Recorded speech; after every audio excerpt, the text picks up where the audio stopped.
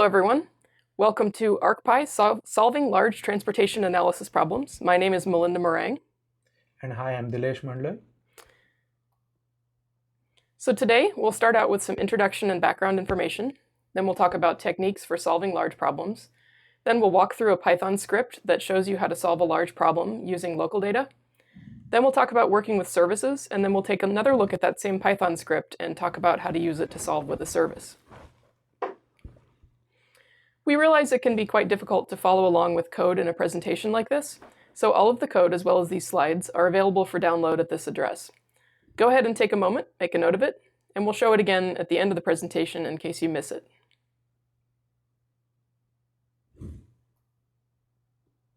All right, let's start with a bit of an introduction.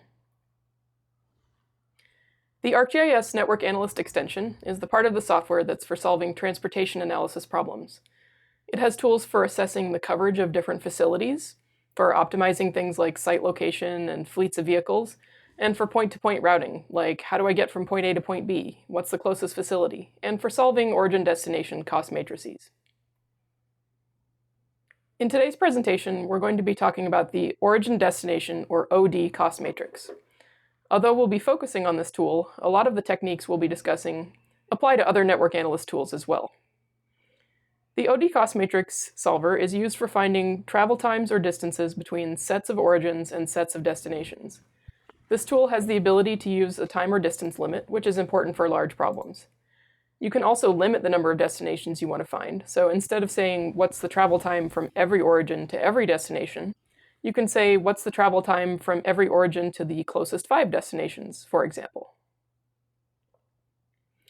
So what is a large problem? A large problem is one that can't be solved in one calculation, maybe because it would involve an unreasonably large calculation time, or maybe you hit some memory limits on your machine. If you're using a service, maybe you run into some limits of what that service is capable of providing. Usually large problems involve a large number of inputs, and they might also be large because the output is large. For example, with the OD cost matrix, the result comes back as a table that includes the number of origins times the number of destinations. If you have 1,000 origins and 1,000 destinations, your output has 1,000,000 records.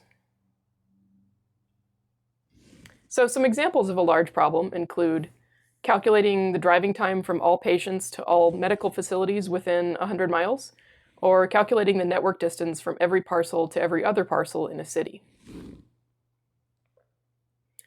Today's goal is to create a script that we can use to solve a large OD cost matrix using any number of origins and destinations, using either local data or a service, with or without a time or distance limit, and outputting everything into a single feature class. So I've mentioned local solves versus services solves a couple of times. What am I talking about? A local solve means I'm solving the network analysis problem on my own machine, or my own computer, using my own network dataset stored on my own disk. I'm using the computing resources of my own machine to solve the problem. When I'm referring to a service, what I mean is that the network analysis problem is using some kind of GIS web service to solve it. The data is sent to the service, and the computing resources of the service are used to calculate the result, and the result is sent back to me. Both of these are a valid way to solve your problem, and it really just depends on your situation. We'll go into this in a bit more detail later and help you make the right choice. So which product should I be using? ArcGIS Pro or ArcMap? We recommend using ArcGIS Pro for solving large problems. Pro is a 64-bit application, so it can use the full memory resources of your machine. You can solve problems in Pro that might have caused memory issues in ArcMap. It also has a much more seamless integration with services. New in ArcGIS Pro, as of 2.4, is the ArcPy.nax module, which provides a very nice and clean and fast set of classes and methods for doing network analysis in Python that's easier and less clunky than using all of the network analysis layers and geoprocessing tools that you needed in ArcMap. ArcMap, on the other hand, is a 32-bit application, so it tends to run out of memory. It can't use the full memory resources of your own machine. If you want 64-bit capabilities, you have to install the 64-bit background geoprocessing extension or use ArcGIS Server. And it's much less simple to use with services and doesn't have the new ArcPy.nax module. So for the rest of this presentation, we'll be showing code that's designed to work with ArcGIS Pro. So as I just mentioned, ArcGIS Pro has a new module for performing network analysis, ArcPy.NAX. This module was introduced in ArcGIS Pro 2.4. It features easy-to-use classes and methods for performing network analysis using either local data or a service. This is a summary of the workflow that you'll use if you're performing network analysis, for example, calculating an OD cost matrix, and you're using the ArcPy.NAX modules. So first, you initialize the analysis object, and this is based on a specific network data source. Then you set the properties for the analysis, you load the inputs, then you solve the analysis, and finally you access and work with the results. So each type of network analysis, or solver, has its own Python class. When you instantiate the solver object, you need to set the network data source, and this can either be a network dataset or a URL to a service such as ArcGIS Online or a service running on your own portal. Note that although the ArcPy.NAX module was added in ArcGIS Pro 2.4, support for URL network data sources was not added until 2.5. Once you instantiate the solver object class, you can set the various analysis properties. You can see the properties for the OD cost matrix here on the slide, including the travel mode to use for the analysis, the default destination count, and the default impedance cutoff. The class has methods for loading data and solving, as well as some helper methods. When you solve the analysis using the solve method, it creates an instance of a result object for the particular solver. You can access the analysis results from that result object. The scripts that we're going to show today will make use of these solver objects, so you'll get a chance to see them in practice.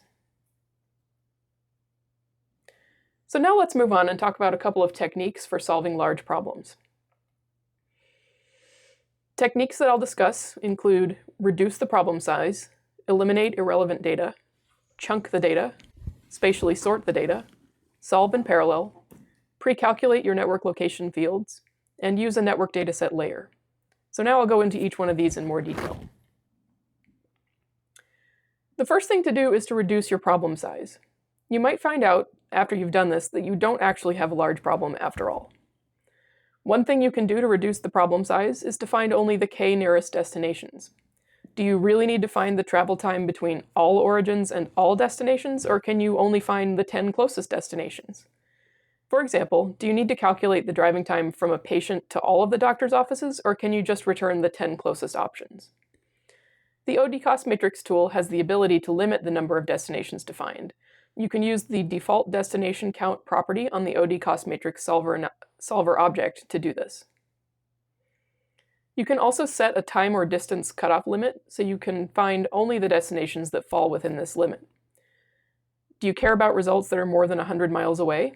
For example, if your patient is located in California, you probably don't need to give them doctor's offices that are located in Maine as options. You can use the default impedance cutoff property of the OD cost matrix solver object to set a limit like this. Another thing to do is to eliminate irrelevant data. This is related to reducing the overall problem size, and this applies primarily to the case when you're using a time or distance limit. If you only care about finding destinations that are within 100 miles network distance of each origin, you can exclude from the analysis any destinations that are more than 100 miles away straight line distance because you know that those destinations will never be included in the solution. This drastically reduces the number of inputs you have to send to the OD cost matrix analysis in the first place. Now, you don't know the driving distance from the origins to the destinations prior to running the OD cost matrix. However, the network distance from an origin to a destination will always be greater than or equal to the straight line distance. Consequently, you can first do a quick straight line distance calculation to eliminate all destinations that are outside of your cutoff, maybe using some small additional buffer just to be on the safe side. You can do this using the Select Layer by Location tool, which selects only destinations within the specified straight line distance of any origin. One thing to watch out for is the case when no destinations are found within this cutoff distance. The Select Layer by Location tool, rather than returning an empty set, just returns the entire data set. So you have to explicitly handle this case, because otherwise it kind of defeats the purpose of using it. So once you've reduced your problem size as far as you can, you'll probably want to chunk your data and then solve each chunk iteratively, perhaps in parallel. So you'll want to create chunks of origins and chunks of destinations. For each chunk of origins, you'll calculate the travel time or distance to all the destinations in the chunk of destinations. Then you'll move on to the next chunk of origins and run it against each chunk of destinations. The chunk size really depends on the memory resources of the machine that you're using to solve the problem or the limits of the service you're using. Some services, like ArcGIS Online, have limits to the number of inputs that you can pass in. Don't forget to consider the number of origins times the number of destinations, or more generally, consider the size of the output that will be returned by these chunks. Something you can do to improve your chunking is to spatially sort your data. This allows you to make smarter chunks that will overall reduce the number of iterations that you need. You can use the Sort geoprocessing tool to spatially sort data by selecting the Shape field as the sort field and using the piano curve method. This method makes all the points nice and clustered as it goes through the dataset. One thing to note is that this spatial sort option does require the advanced license, so if you don't have that, you won't be able to use it. The last couple of things I explained were a little bit confusing, so let me walk you through an example to make it clearer. Let's say that I want to solve a problem where I have 26 million origins, that's the purple dots here on the map, and 200,000 destinations, that's the orange squares. And I want to calculate the travel time from each origin to each destination if the destination is within 100 miles of the origin. So let's say that my chunk size is 1,000, and I just randomly select 1,000 of my origins. They're scattered all over the country here. Then let's try to reduce the number of destinations relevant to this chunk of origins by eliminating any that are over 100 miles straight line distance from any origin in this chunk. I'll use the Select Layer by Location tool. So the selected destinations are all the ones that are still relevant for this chunk of origins. They're within 100 miles of at least one of my origins in this chunk. Because my origins are scattered all over the country, I end up selecting about 98% of the destinations that were there in the first place. So I haven't really successfully reduced the number of destinations that I have to handle for this chunk of origins. So if I'm using a chunk size of 1,000, for this chunk of 1,000 origins, I'm going to have to run through 215 chunks of destinations, and it's going to take a while. But let's say that instead I first spatially sort my origins. Now, let's say I select a chunk of 1,000. All of them are right there in the Palm Springs area. That tiny little purple dot on the map is 1,000 origins. Then, if I select destinations that are within 100 miles of these sorted origins, there's fewer than 6,000, which is about 3% of my destinations, as opposed to the 98% that I got when I didn't sort my origins. So now, for this chunk of origins, I only need 6 chunks of destinations, and I can be confident that all of the other destinations are completely irrelevant for these origins. Assuming I've done my chunking, I now need to solve my OD cost matrix in parallel. So instead of doing each chunk one at a time, I can solve several chunks at once, and that will ultimately return my results faster. Python makes this easy with the concurrent.futures module. Concurrent futures gives you 2 options for doing things in parallel: multiprocessing and multithreading. Multithreading is not too great for CPU-intensive problems in Python, and it doesn't work very well with ArcPy, so we don't recommend using that. We recommend instead using multiprocessing. This allows you to spin up multiple processes and run your solves against multiple cores. It works nicely with ArcPy, and it's really easy to run from standalone Python. A couple things to watch out for. If you're trying to write a script tool that runs within ArcGIS Pro, it won't work with multiprocessing directly. You have to spin up your process as a subprocess and using the subprocess module. You also can't write to the same file geodatabase from the same process at the same time. So you have to be careful about how you're storing your output. Dilesh will demonstrate how to handle these in his sample script later. If you're using origins and destinations more than once, like in chunks that get used in more than one process, you can speed up the calculation by pre-calculating your network location fields. What are network location fields? These describe where each point snaps to the network. A point is usually just floating in space somewhere, and it's not necessarily coincident with one of your network edges. And so the network location fields describe the closest point on the network dataset, and that point is used as the actual beginning and end point of the network analysis. Every time you do a network analysis, the solver has to determine what these network location fields are. If you're going to be using the same origin and destination multiple times, it doesn't make sense to waste time recalculating the network location fields each time you solve a chunk, since the network location fields for a specific point aren't going to change. It's more efficient just to pre-calculate the network location fields and then just use those. You can do this with the Calculate Locations geoprocessing tool. The fields get stored in your table, and when you load your origins and destinations, you can use field mappings to map the existing location fields, and the solver will just use them. This doesn't apply for services. It's only relevant to local network datasets. Also, if you modify your network dataset, decide to use a different network dataset or travel mode, you have to recalculate your network location fields since they are specific to the network dataset and to the travel mode settings. Finally, you should use a network dataset layer instead of a catalog path to a network dataset in your script. If you use a catalog path, the script has to open the network dataset behind the scenes every time you reference the catalog path, and this can be especially slow if you're using licensed data or data on a UNC path. If you instead use the Make Network Dataset Layer tool to open the network once, and then pass around a reference to that layer by referring to the layer name in other tools and methods that use the network dataset, that can give you a bit of a performance improvement. I'm going to hand it over to Dilesh now to show you some code, but first let me give you an outline of what this code is going to show. So remember, the point of today's code is to solve an OD cost matrix of any size using either local data or a service, and write it out to a single feature class. The components of this script include a pre-processing part where we'll spatially sort the data and calculate the network location fields. Then there's a solving component where we chunk the data and solve in parallel. And then there's a post-processing component where we merge all the results together.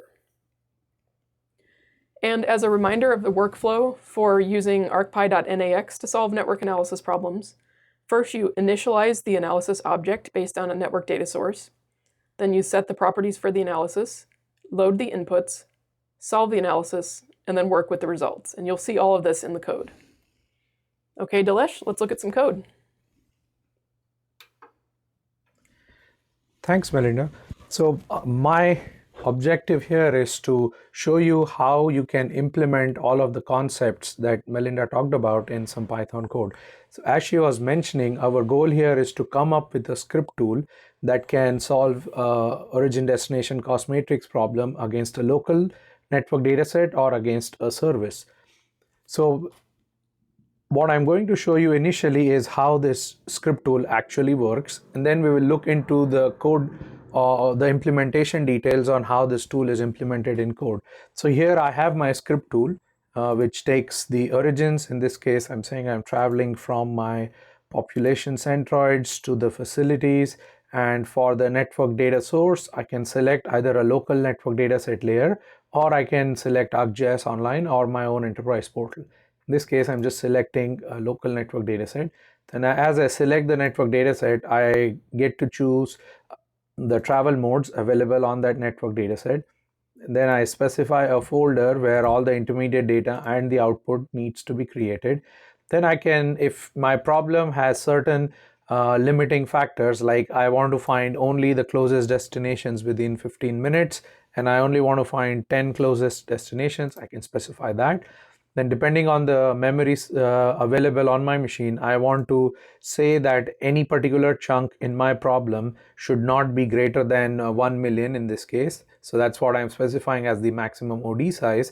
And then I can finally specify the parallel processing factor, which is how many number of chunks I want to solve in parallel. So if I run this, the tool will run and solve the inputs, solve the problem based on the inputs that you specify. So now let's look at how do you implement this tool. Before jumping into code, I would like to also reiterate that the source code source code for this tool is available at the link that we shown at the start of the presentation, and will also show at the end. So you will get the source code. My goal is to give you enough pointers so that when you look at the source code on your own, you'll be able to understand it better, and hopefully you will also be able to modify it to fit your needs. Or if the tool is good enough for your workflow, you can just start using it as is. So now this file is the geoprocessing tool script that is executed when you run that script tool. So this is a simple script which has one function, solve ODCM. So here in the initial parts, we are reading all the inputs that we pass from the user interface. Then, because we are going to pass all of these inputs to another process which is actually going to do the work, we are getting all the catalog paths so that another process can read everything from the catalog paths. So we are getting the catalog path of the origins and the destination as well as the network data source. Once we have done that, we construct all the inputs that we are going to call for our utility that's actually going to do the work. So in this case, we are calling that ODCM inputs. And then finally, we use the sub-process module to actually run that utility on a separate process. Now, why are we doing this is because that another utility which actually does the computation spawns up multiple processes, and that does not work when you're running a script tool as part of the Pro process. So in order to circumvent that limitation, what you need to do is have your script run another script which then actually launches multiple processes that do the work. That script gets completed, it sends a message to your script tool saying I am done, and then the script tool can message you back saying the processing is complete. So that's what we are achieving here. We are saying on using subprocess, run this ODCM tool. Now when you run that ODCM tool, it's essentially calling this odcm.py, which is where most of the work is happening. So now this is divided into 4 parts. We have an OD cost matrix class here. Then we have the solve OD cost matrix function, a main function, and a CLI function. CLI function essentially takes the command line arguments passed to this tool and then calls the main function. So now let's jump into the main function and see how this whole process is going to execute. So in the first part, we are just creating a file geodatabase called outputs.gdb in the output folder that is specified. Now next is the pre-processing of the inputs. So let's look at this function and see what it does. So as Melinda was mentioning, as part of pre-processing, what we need to do is essentially spatially sort our inputs and then calculate the network locations on the input. So first we are doing the spatial sort. We are using the sort GP tool and we are using the piano curve option so that we get a spatially sorted input feature class. Once we have spatially sorted the input, we calculate the network locations. In this case, we use the arcpy.na.calculateLocations function and then pass in our inputs, the network data source, as well as the travel mode, and then we return back the features. So that's how we pre-process our origins and pre-process our destinations. And then we store them for future reference. Now, once we have done pre-processing, we actually get a count of all the origins and count of all the destinations. Now, this count is important for us to figure out how many origins and destinations we should be processing at a given time. Then we figure out if we are solving against a local network data source or we are solving against a service. So for this demonstration, I'm going to focus on the local network dataset part. We will look at some additional concepts when working with the services and then come back to how the code is implemented when you're dealing with the service. So for now, let's skip this part which handles the service case. And this also handles the ArcGIS Online case, which is also essentially working with a service. And let's get to this part, which will be executed if you are working against a local network dataset. So let's go into this function, get OID ranges. What this function does is it's essentially doing the chunking of your inputs. So for example, it takes the count of the origins, count of the destinations, and the max OD size. Remember from our user interface, we were passing, let's say 1 million as our OD size. So it does that and returns you chunks. So here is an example on how this tool works. Let's say you pass 200 origins, you pass 100 destination, and your OD size is, let's say, 10,000. So what this function would return is essentially chunks saying process the first 100 origins with the first 100 destinations, and then take the next 100 origins and process them with the first 100 destinations. Now, why is it relying on these limits? Because you said that the maximum OD size should not exceed 10,000. So that's why it's chunking based on this. The higher OD size you pick, the less number of chunks it would do, because the chunks would be larger in size. So that's where we were getting the chunks, and then we essentially create an iterable based on the inputs so that we can feed this to processes that can solve in parallel. Now, Melinda mentioned that you can solve each chunk one by one, or you can solve multiple chunks in parallel.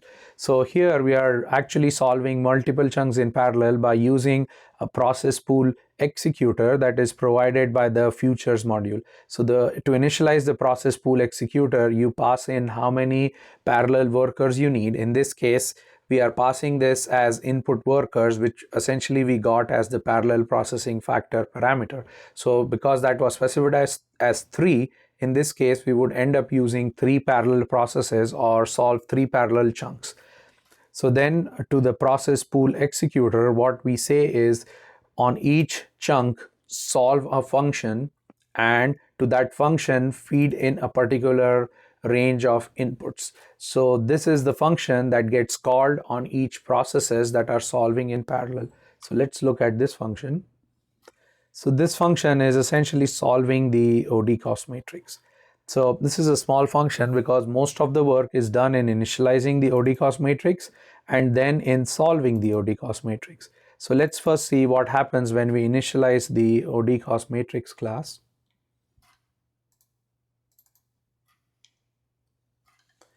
So here we are essentially setting up some class variables, and then in the constructor of the class, we are essentially setting up all the things that we need to later work on.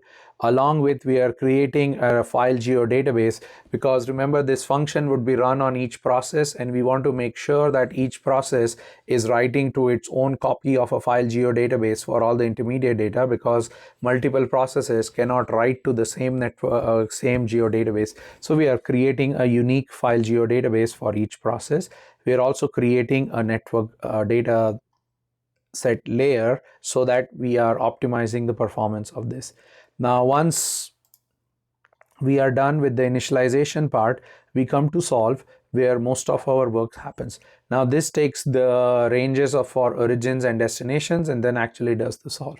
So in this case, the solve function is essentially following the 5 steps that Melinda mentioned on working with any kind of network analysis using the ArcPy.nax module.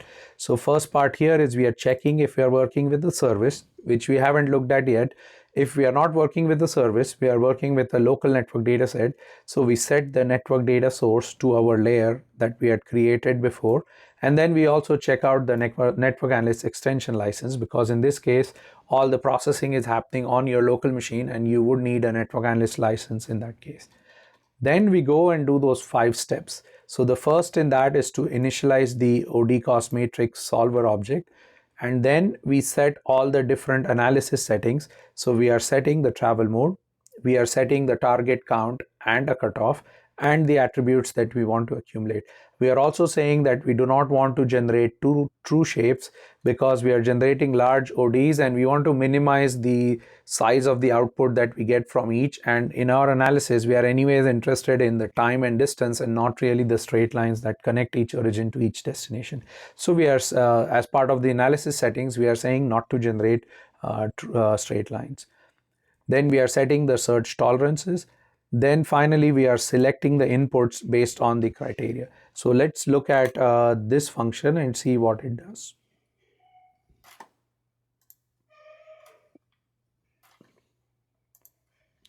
So here we take the origin criteria, which is essentially the OID ranges that our chunking did for us.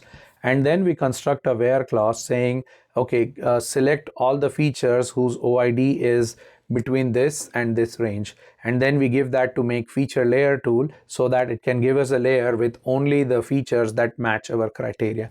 Now if we have a cutoff, Melinda mentioned that you can also further eliminate the destinations that are not relevant for your analysis.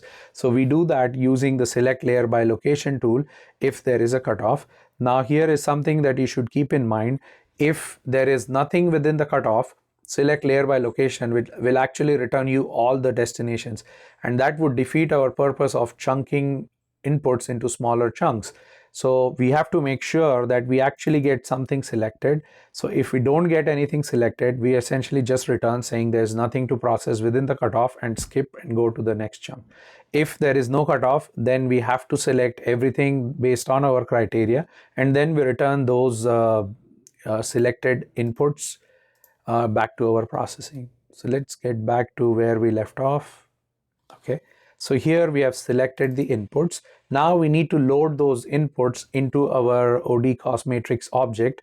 We do that using the load tool. But before loading, we want to make sure we pass on our location fields and any other field mappings that we would have done. So for that, we just create the field mappings object and we pass in this Boolean true, which means if there are location fields present, then use those location fields from the input. So we create the field mappings. Also in our analysis, the name is stored as part of the OID field. So we say, okay, transfer the OID as the name when you are performing the analysis.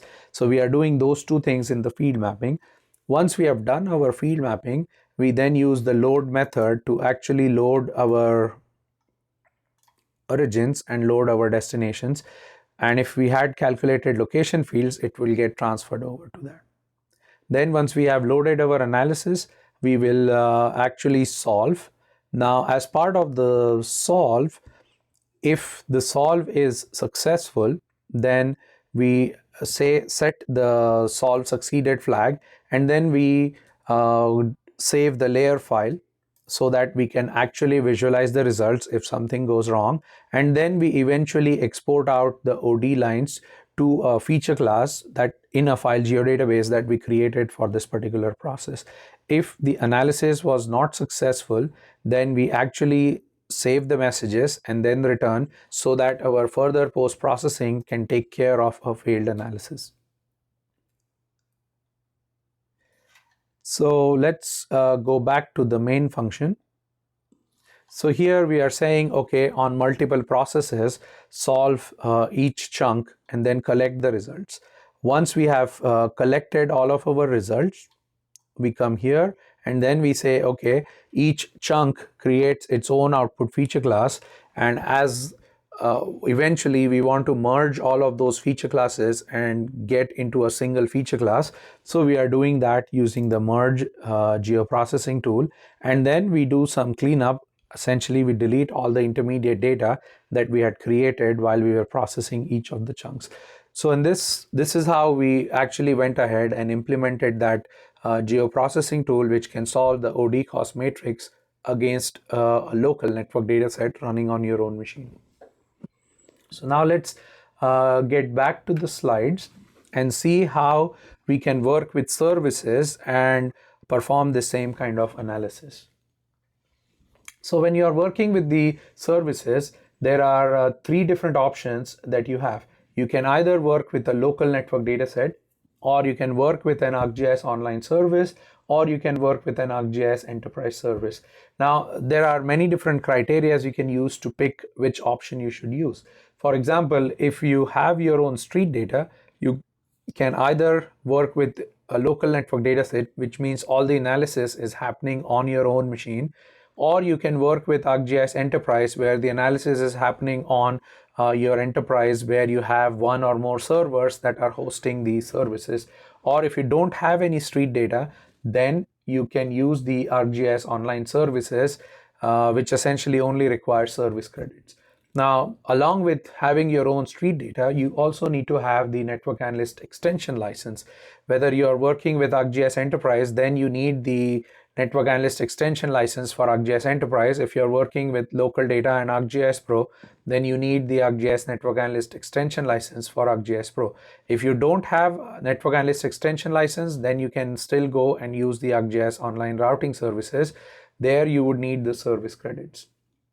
If when working with the local network dataset, since the analysis is happening on your local machine, it can only use the number of CPU cores that you have on your machine. So for example, if you have 4 cores, then you can only do 4 chunks in parallel. However, if you're running this against your enterprise server And if you have more than one server, or you have a fat server where you have, let's say, 16 cores or 8 cores, then you can run more number of chunks in parallel. That way your whole analysis will run faster. Also, if you're working with ArcGIS Online services, there are certain analysis limits that ArcGIS Online enforces. When you're working with your own services, because it's running on your own infrastructure, those limits may not exist, or they might be very high, so you can adapt your problem accordingly. So I was mentioning about limits and service credits when working with ArcGIS Online services. Now, what are these? Every time you execute an ArcGIS Online service or a request against an ArcGIS Online service, certain number of credits are deducted. Now, these depend on the number of inputs that you're passing. For an origin destination cost matrix analysis, the credits are based on the number of origins and the number of destinations. Each of the other ArcGIS Online services also deduct number of credits, and they all use a different formula. Here in this slide, we have the link that takes you to a page which gives you details on how to estimate the number of credits that a particular analysis can take. Also, each of the ArcGIS Online services have certain limits, which essentially limits the input size of problems that you can solve against that service.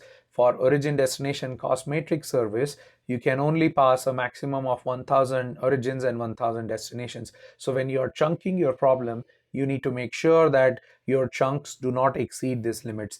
And in order to get these limits programmatically, you can use the get web tool info function, which we'll also look up in the code. If you're working with ArcGIS Enterprise, how do you publish the routing services so that then you can call them from your script code? So ArcGIS Server ships with a utility called Publish Routing Services. This utility takes a network dataset and the connection information about your server, and it will go ahead and publish all the routing services that you can use, including the OD cost matrix services. Now, the tool creates services with some good defaults, but when you're solving large problems, you might want to change some of the settings on the services. For example, the tool by default will only create a maximum of 2 service instances, which means at a given time you can only solve 2 chunks in parallel. However, if you have lots of CPU cores on your server machine, let's say you have 8 cores on your machine, then it's recommended that you go ahead and change this service setting so that you have 8 service instances. So that way you can solve 8 chunks in parallel and get your analysis done quicker. The other thing to also keep in mind is by default, the publish routing services tool imposes a limit of 1 million records that can be returned from your service. So if you want a higher OD size, then you should go ahead and change this setting to a higher number, so that way your chunks would be slightly bigger and the analysis will be faster. So now let's switch back and look into how we can solve the same large OD problem, but instead of doing the analysis locally, we will do it using services. So when we left off, we said, okay, if we are working, we are again in the main function. So if we are working locally, we get here. But if we are working with services, first we figure out, okay, whether we are working with services or not. And within services, we need to first figure out whether we are working with ArcGIS Online service or your own service.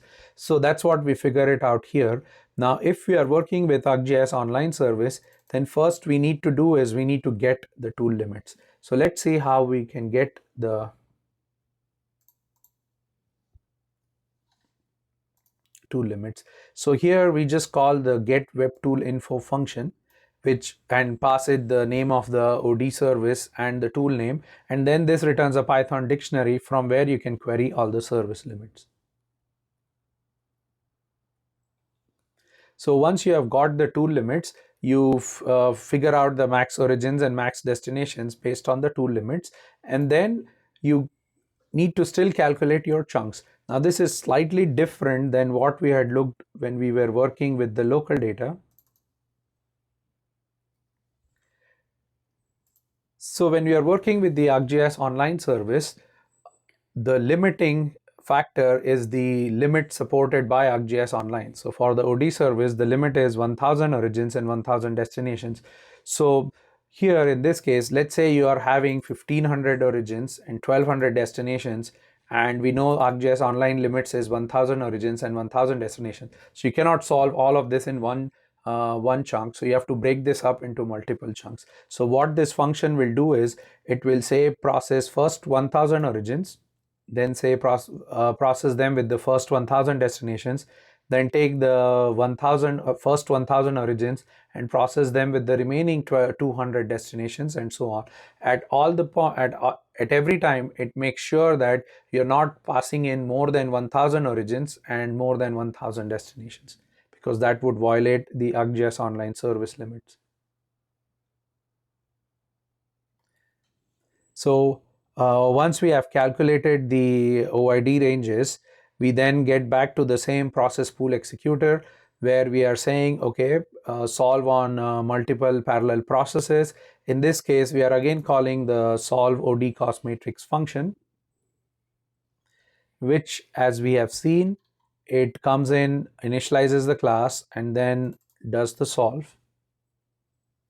So in solve, when we are working with the service, we need to make sure that we are working with the service. So we get the URL for the service, and then when we initialize the solver object, we set the network data source for the solver object to be the URL of the service. After that, there is no other changes required to your code. It works exactly similar to how your code worked when you were working with a local network data source. That's the simplicity that you get when working with the ArcPy.NAX module. Whether you're working with a local network data source or you're working with a service, the API is exactly the same. All you have to change is the network data source that you use to initialize the service. Now, the ability to use the network data source from a service with the solver objects was added to in ArcGIS Pro 2.5. So once you have that, it is doing the exact same analysis, but the analysis happens on the service. Once we are done with our chunks and solve that back, we can get back to our main function. And here again, if when the analysis is done, we merge all the results and then produce a single feature class which has all of our outputs. So the techniques are pretty similar. We do the pre-processing, we do the solve, and then we combine all the results. With that, I'll hand over to Melinda, who can wrap up the presentation. Thanks, Dilesh. So just to remind you of the techniques that we talked about for solving large problems: reduce the problem size, eliminate irrelevant data, chunk the data, spatially sort the data, solve in parallel, pre-calculate network location fields, and use the network dataset layer. And here again is that URL where you can download the code and the slides that we showed today. We hope this helps you to solve some of your own large problems. Thanks for watching.